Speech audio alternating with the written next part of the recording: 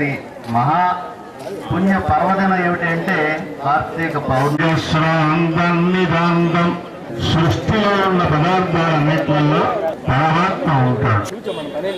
పరోపకారాయ ఫలంతి వృక్షాః, పరోపకారాయ దుహంతి గావః, పరోపకారాయ వహంతి నద్యః అని తాగడం. నదులు ప్రవహిస్తున్నాయంటే వాటికేమీ ప్రయోజనం లేదు, మనం అడ్డుకట్టలు కట్టాలని తప్ప ఆ నీళ్లు నదులు తాగవు.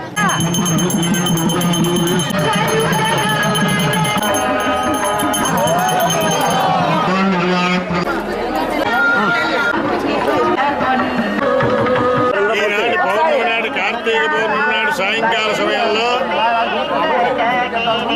ఈ వరాహ పుష్కరిణికి దీపోత్సవాన్ని సమర్పిస్తున్నారు.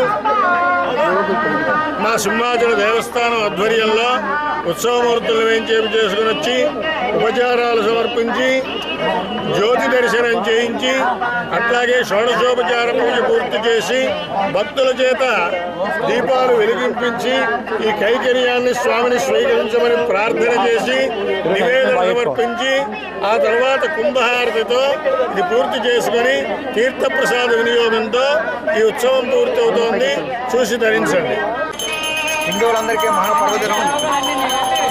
ఈ సందర్భంగా రాష్ట్రంలో ఉన్న ప్రధాన తీర్థాలన్నింటిలో కూడా ఆయా ప్రాంతాల్లో ఉన్న దేవుళ్లకు అదేవిధంగా ఆయా తీర్థాలకు కూడా పుణ్యనది హారతి నిర్వహించమని దేవాదాయ ధర్మాదాయ శాఖ, హిందూ ధర్మ పరిరక్షణ ట్రస్ట్ సూచన